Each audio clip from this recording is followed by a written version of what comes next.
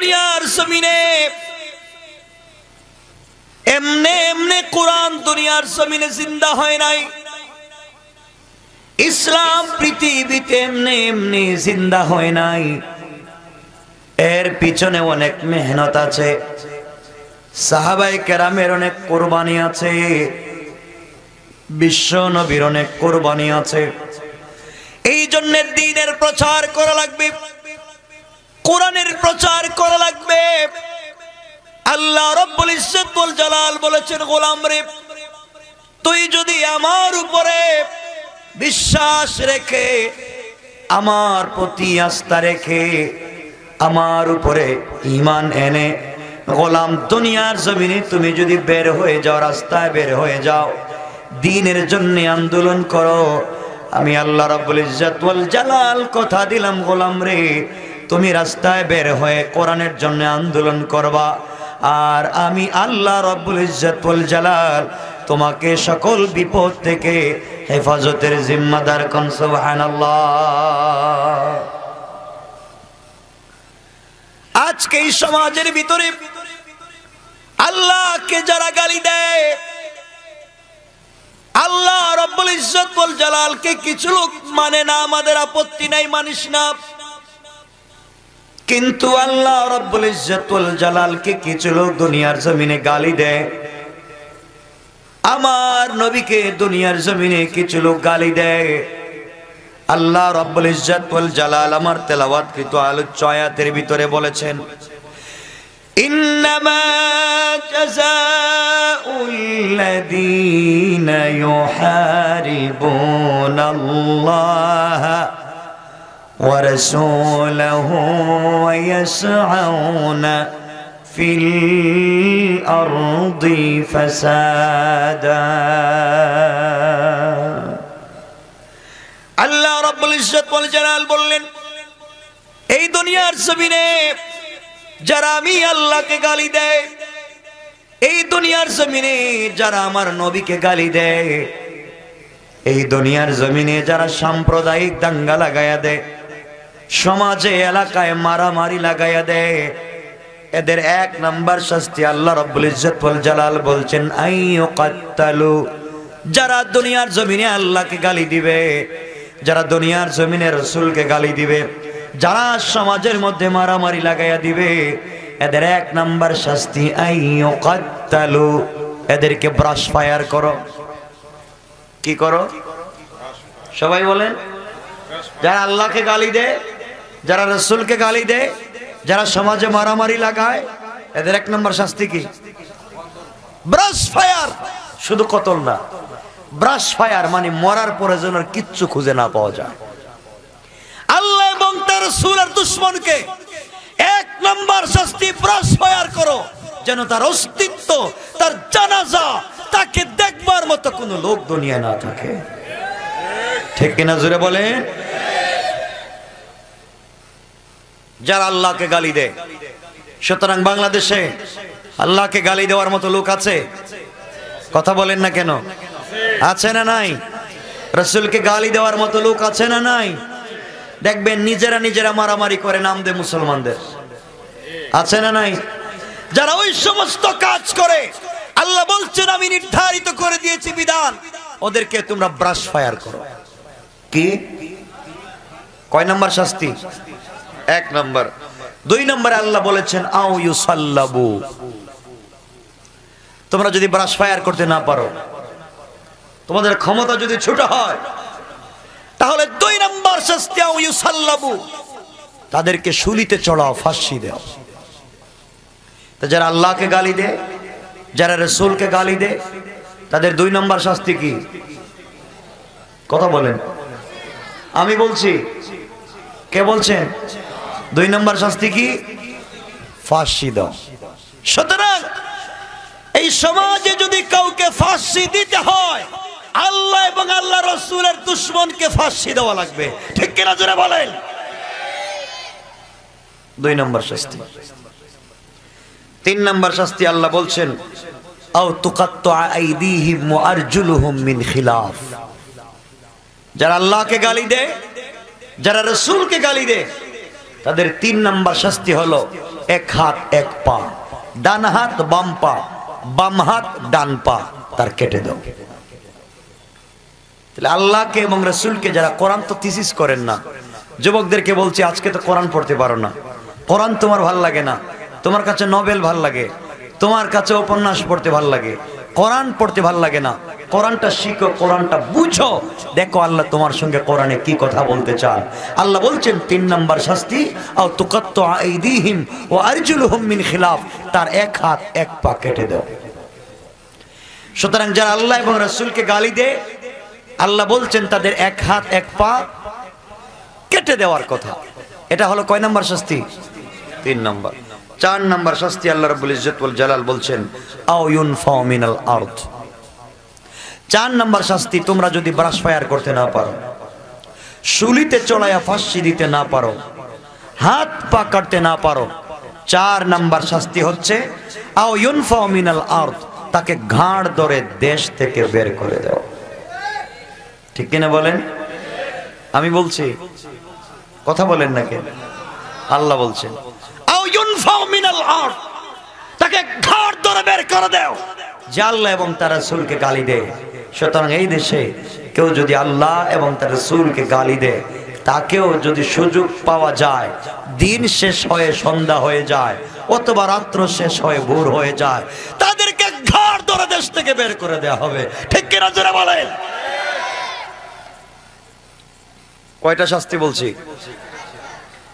আল্লাহ বলছেন যালিকা লাহুম খিজিয়ুন ফিদ দুনিয়া, এগুলা হচ্ছে তাদের দুনিয়ার শাস্তি।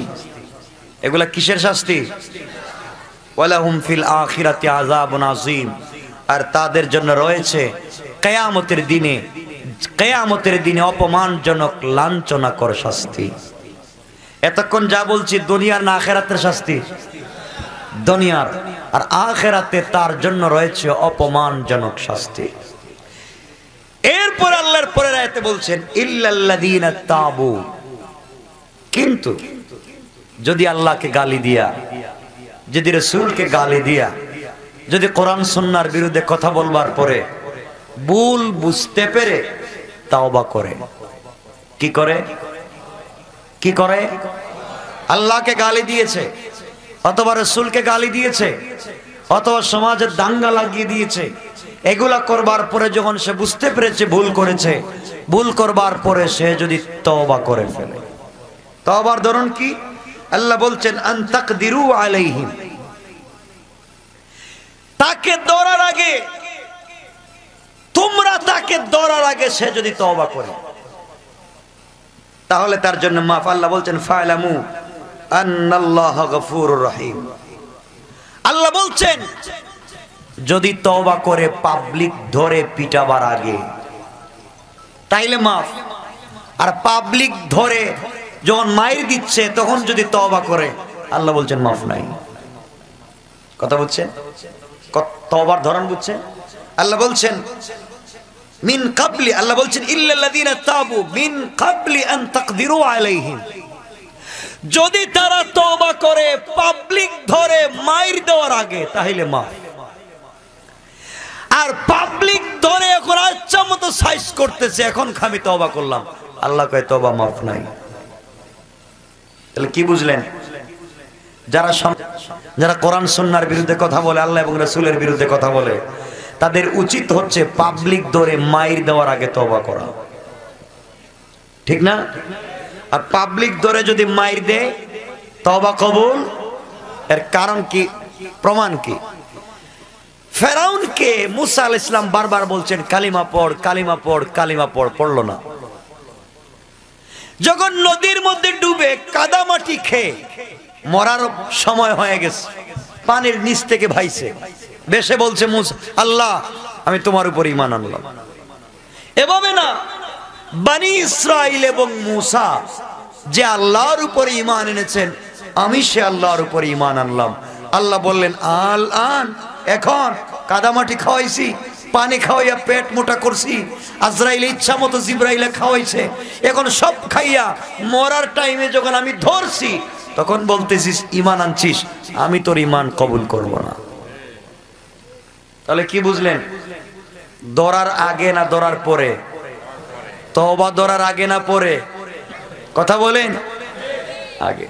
এই জন্য বাংলাদেশে যারা ইসলাম বিদ্বেষী, রাসূল বিদ্বেষী, কোরআন বিদ্বেষী, আল্লাহ বিদ্বেষী, তাদেরকে বলছি এই দেশের 30 লক্ষ যুবক আছে যারা নামাজ অনেকে পড়ে না, রোজা অনেকে রাখে না, দাড়ি মুখে রাখে না, কিন্তু রাসূলকে এতটুকুন ভালোবাসে। আমার নবীকে গালি দিলে এই 30 লক্ষ যুবক যদি রাস্তায় বের হয়ে যায়, দেশে থাকবার সুযোগ নাই, পালাবার রাস্তা মিলবে না। আমার বন্ধুগণ, আল্লাহ বলছেন ফা'লামু আন্নাল্লাহা গফুরুর রহিম, কিন্তু যদি তওবা করো ঠিক মতো তাহলে আমি আল্লাহ মাফ করে দিব। আমি শুধু অনুবাদ করে যাচ্ছি, পরে আলোচনা করব। আপনাদের কষ্ট হচ্ছে তো?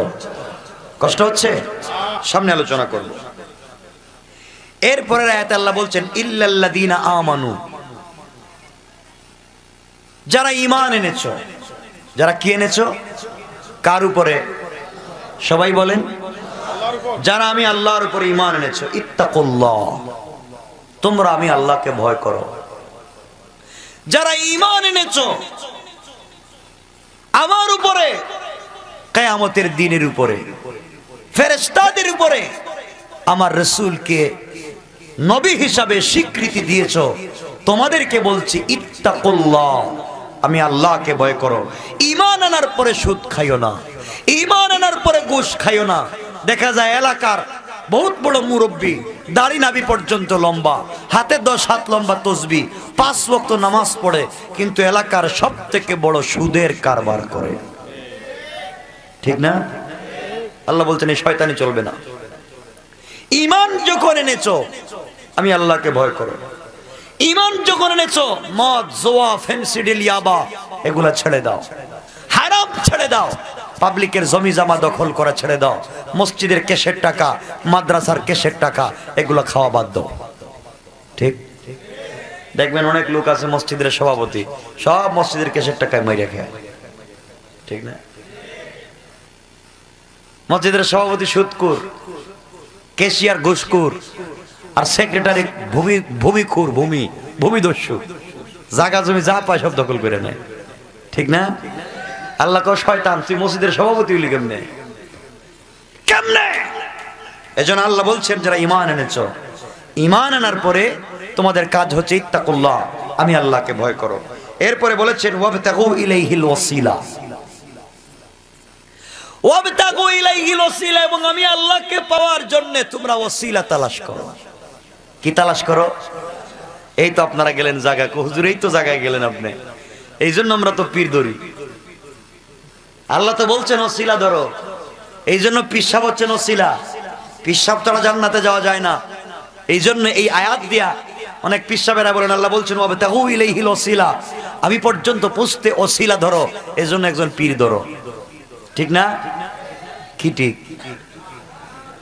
ঠিক কইলেন যে? মানে যা আসে সব ঠিক আর বেঠিকই তো, আর কি? আল্লাহ বলছেন ওয়াবতাগু ইলাইহিল ওসিলা, তোমরা আমাকে পাওয়ার জন্য ওসিলা ধরো। এই জন্য পীরেরা বলে এই জন্য আমাদেরকে পীর ধরতে হবে, এগুলা সব হচ্ছে ভণ্ড আর শয়তান। ঠিক কিনা জোরে বলেন? ওয়াবতাগু ইলাইহিল ওসিলা বলে আল্লাহ বলছেন যারা ঈমান এনেছো তোমরা আমি আল্লাহকে ভয় করো। ওয়াবতাগু ইলাইহিল ওসিলা, এবং তোমরা একজন নেতা নির্বাচন করো। নেতা কেন নেতা নির্বাচন করবে? এর পরের শব্দ আল্লাহ বলছেন ওয়াজাহিদু ফি সাবিলি, তোমরা একজন নেতা নির্বাচন করে একজনকে নেতা বানাও। ওয়াজাহিদু ফি সাবিলি, আর এই নেতার নেতৃত্বে তোমরা জিহাদ করো। আল্লাহ বলছেন নেতা বানাও আর নেতার নেতৃত্বে জিহাদ করো। আর পিসাবরা কয় আমার কাছে মুরিদ হও, জিহাদে যাওয়ার দরকার নাই, মসজিদে আসো আর জিকির করো, বাড়িতে যত মুরুগ আছে সব আমার আইনা দিয়ে দাও। ঠিক না? কথা কন না কেন? সব শয়তানি। তা আমি বলেছি আপনাদেরকে বাংলাদেশে তো বাবার অভাব নাই। আপনাদের মাগুরে আছে? হ্যাঁ, বাবা নাই? কম? মাশাআল্লাহ, অনেক বাবা না? আপনারা কি বাবার মুরিদ আছেন? ওই যে বাবা নাই? মাশাআল্লাহ, কোন বাবার কাছে যাইয়েন না।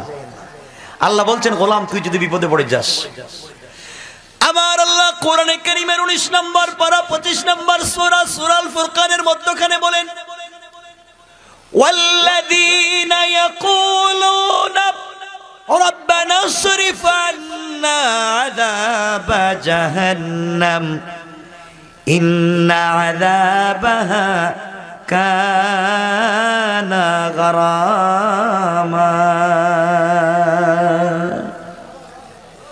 আমি আল্লাহ রব্বুল ইজ্জত ওয়াল জালাল তোমাদেরকে বলে দিয়েছি জাহান্নাম থেকে যদি বাঁচতে হয় কারো হাতে হাত দিয়া মুরিদ হয়ে ভণ্ডামি করা লাগবে না।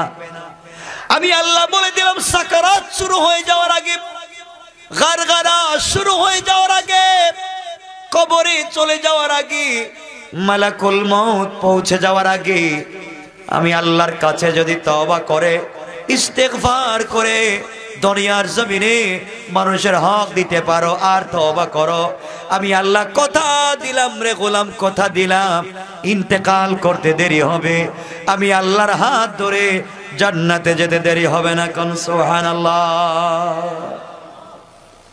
আর পীরেরা বলে কিয়ামতের দিন নাকি পিশাব জাহাজ লই আইব, জাহাজ লইয়া আইব। তো কিয়ামতের দিন জাহাজ চালাইবেন, সাগর পাইবেন কই? কিয়ামতের দিন তো সারা দুনিয়া হবে তামার মাঠ, নাকি না? ওয়া শুনেন নাই? মাঠ হবে কিসের? তামার মাঠ হবে। মানুষ তো দাঁড়িয়ে থাকবে, মানুষের শরীরের ঘামে হাঁটু পানি হবে, গলা পানি হবে। সূর্য চলে আসবে আধা হাত মাথার উপরে, তো আপনি নদী পাইবেন কই? জাহাজ চালাইবেন যে?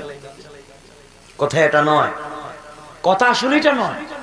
আল্লাহ বলছেন গোলাম তোকে বলছি তুই আমি আল্লাহকে পাওয়ার জন্য তোর কাছে দিয়েছি মুহাম্মদুর রাসূলুল্লাহ, তোর কাছে দিয়েছি মুহাম্মদুর রাসূলুল্লাহ। তাকে তালাশ করো, তার আদর্শ মানো, তার পথে চলে, আর কিচ্ছু লাগবে না। কারণ হচ্ছে কি এই দুনিয়ার জমিনে নেতার তো অভাব নাই। যুবক তোমাদেরকে বলছি শোনো, এই দুনিয়ার জমিনে তোমাদের চরিত্রের সার্টিফিকেট দেয় কে? আপনাদের চরিত্রের সার্টিফিকেট দেয় কে? চেয়ারম্যান দেয় না? কতক্ষণ লাগে? যে বেচারা আপনাদের চরিত্রের সার্টিফিকেট দেয় তার ঠিক আছে চরিত্র? কতক্ষণ লাগে?